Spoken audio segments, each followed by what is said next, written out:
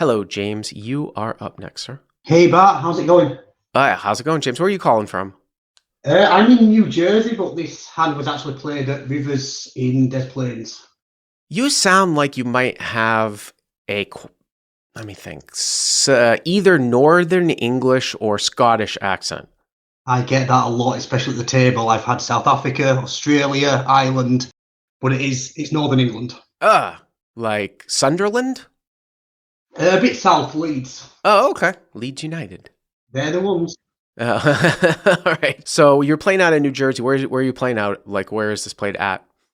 No, I normally play at Parks, but this was at Rivers in Des Plaines, Chicago. Oh, you said that. I'm sorry. Rivers to Plains in Chicago. Yeah. Okay. Rivers to Plains. And what's the size of the game? It was a 2-5, 1,000 max. Okay, 251K cap. And how deep are you? It was a guy who just sat down. He played a few hands and lost, so about 900-ish. Okay, so 900 effective. So I was under the gun. I had King of Hearts, King of Diamonds, and I raised to 20. Is that about the standard open size? Yeah, it was, yeah. So King of Hearts, King of Diamonds to 20 from under the gun, okay. The hijack, the cutoff, the button, and the big blind all called. Hijack, cutoff, button, and big blind. No respect. Well, that's just typical live poker there for you. So 20, 40, 60, 80. Looks like it's $100. Yeah, give or take, yeah. Okay. I'm still not worried though. I mean, I actually love these spots live because people always think about playing big pairs and they want to try to raise to an amount where they get a certain amount of people to call. And I always say, no, I want actually as many people as possible to call. Yes, my overall equity might go down, but there's more money in the pot. And you can play accordingly, with what the board texture is, although we do advocate on Crush Live Poker actually betting higher volume of boards than what might be, say, optimal in a multi-way type of setting, just because people are calling with such trash pre-flop. Yeah, makes sense. Okay. Yeah, so the flop came 6 of spades, 6 of hearts, 5 of hearts. This is going to be interesting. This will be interesting because, there's always chance that somebody's got trips. Now, you only have the big blind in there who's pretty wide. And the big blind is going to be wide because he's going to be getting an incredible price coming back around. And another thing that we advocate too is that the big blind can do a lot of attacking with semi-bluffs here against somebody like you if you c-bet this board because of the fact that usually, if you have any clue, you're going to have something if you were c-bet into 4 people here. It's not like ace, king of spades. So, and they're going to have way more 6x than you're ever going to have. So you have to be somewhat cognizant of that. Yeah, so big blind checked. So I c-bet for 55, went a little bit larger than I usually would. Yeah, and the other thing too here is that the higher your overpair, the more checking that you can do because it needs less protection. So you could check going down the line, aces with the ace of hearts would be one of the best ones. Now, with that being said, I'm not saying that I'm always checking. It's just you have to, when you bet here, it just does look very, very strong. And it's also different too, this texture of trips. When trips are higher than what the other card is, you're not going to get the types of calls, especially on a low board. Like, for example, if it was like 10-5-5, you're going to get a lot more calls when you c-bet when someone has 10x than here when it's 6-6-5. Or if it was like 10-10-5, you're not going to get somebody to call you with a 5 on 10-10-5, but you'll get calls on 10-5-5. Here, 6-6-5, also too, it's kind of low. So whether or not I c-bet this board might have something to do with how loose the game is going in the players, but I might check here some of the time. You c-bet 55. Okay, that is a little bit on the large side for multi-way theory.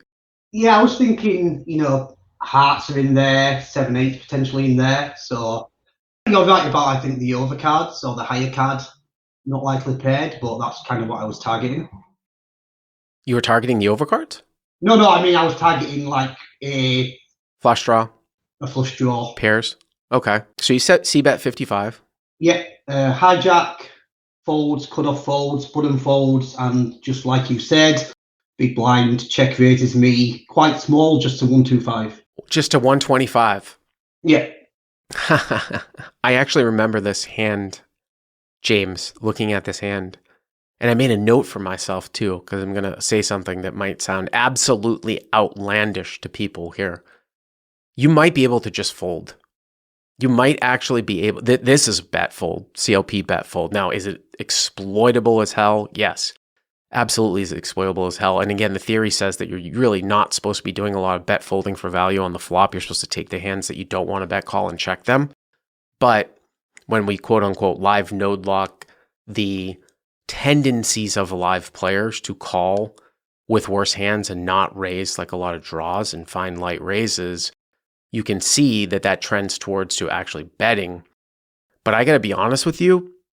Now, with that being said, 155, 280, the pot, I mean, you're getting 75 for 280 and you have position. So you're getting almost 4-1. But this concerns me quite a bit. It concerns me quite a bit. And I have made bet folds like this against certain players because I'm concerned right away, right off the bat here, especially with the smallish type of like check raise sizing, because I feel like that's even more value-y than some sort of draw. Nobody's going to get on you for continuing. I'm just saying that you could actually fold here. No, it makes sense, yeah. I mean, the guy, he'd not been sat down long, but he seemed to know everyone at the table. Seemed quite splashy, like he'd played a few pots. And now someone says sometimes people will raise to find out where they're at. That is true, but when the hero bets into like 4 people here, I don't see a whole lot of raising with like 8s in this spot all that much. Maybe more like heads up. But I guess you call, right? Yeah, I told you. All right, so looks like the pot's 350. And 10 of spades. So that's a brick.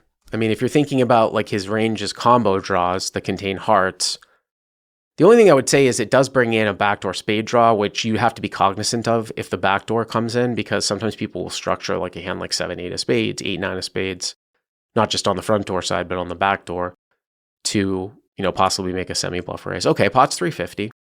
Yeah, so he bets out this time for 150. So for 150. Yeah, so just under half. Now, if you call the 150, the pot will be 650, and you guys will have about 600 left. I think at this point, if I called on the flop, I would call the turn for sure.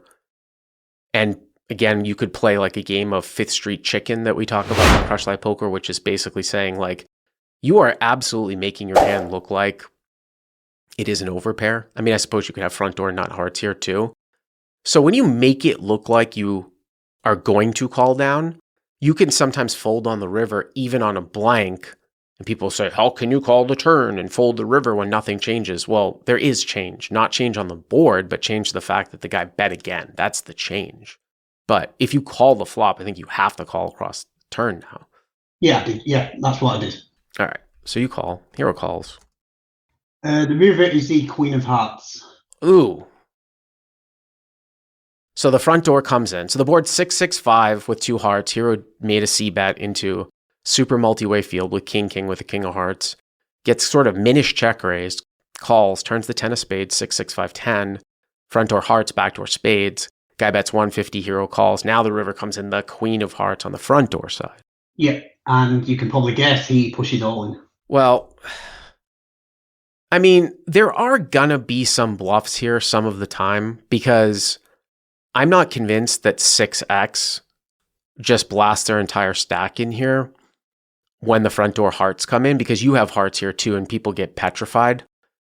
Along with that, like I said, there is some structuring of maybe some straight draws that contain backdoor spades if he's doing it correctly. With that being said, though, at this level, I'm not probably finding enough bluffs to call here for like almost a pot-sized bet. You just don't beat that much unless the guy is like absolutely maniacal. But again, it is of note here that 6x doesn't just move all in when the front door hearts come in here. And I think that's where I made a mistake, to be honest. I was kind of trying to think of his bluffs and couldn't get that many. Actually, I think what I should have been doing was thinking of his value. And like you say, I don't think a single 6 can go anymore, which is probably what he might have when he check raises, on on the flop. And you just can't do this with just 6x anymore. I can have queens, I can have tens, I can have the hearts. So I think it's more he's concerned with the hearts. I will say to that is true what you're saying, but the guy is getting pre-flop 20, 40, 60, 80. He's already in for 5. I mean, he's getting like at least like 5 or 6 to 1 on the call.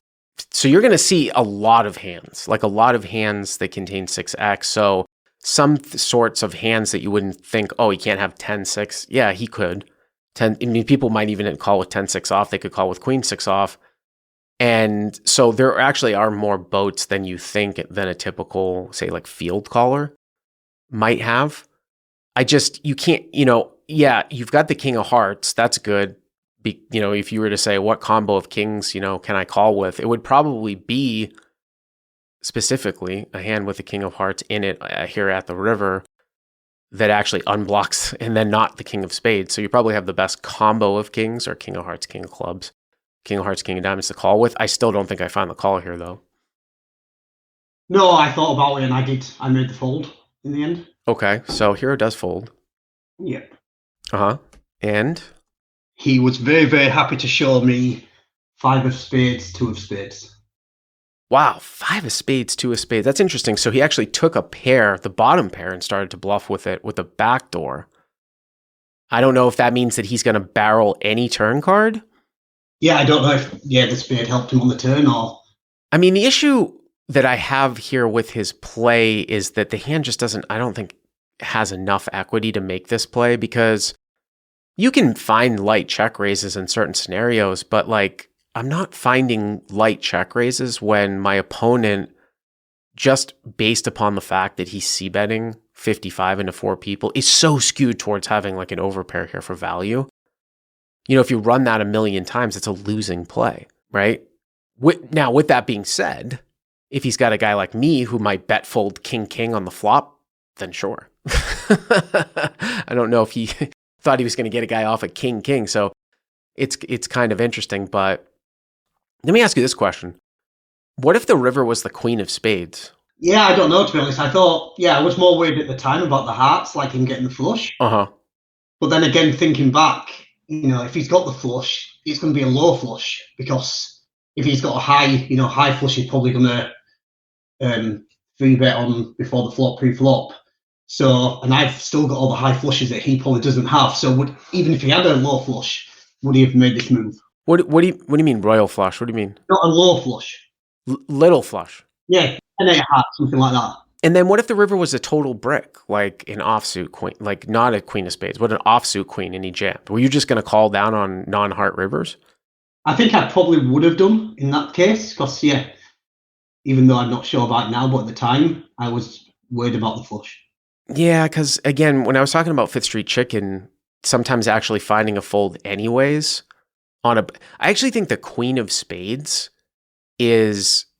might even be a worse call. I mean, it depends on how he structures, but if you follow me here, the reason why the queen of spades might even be worse is because of the fact that he does have some backdoor flushes, and he's not concerned about you making the front door flush, so he just goes all in with all his 6x. Whereas here, not all the 6x goes all in because he's got to be concerned about you on the front door side, right? You see what I'm saying? Because you don't have a backdoor flush here. Based upon the flop play, you can't bet call with a ace queen of spades. You see what I'm saying? Like, I mean, he did make it kind of small, but usually you're going to have way more front door flushes. So if the back door comes in, he doesn't have to be concerned about that. He can go balls to the wall with 6x, and he himself has some backdoor flushes if he's structuring correctly. So that's an interesting one where the queen of spades might even be worse than the queen of hearts, but I don't think anybody's going to get on you for folding. Thank you very much for the call here, James. Cool. Thank you, Matt. I appreciate it.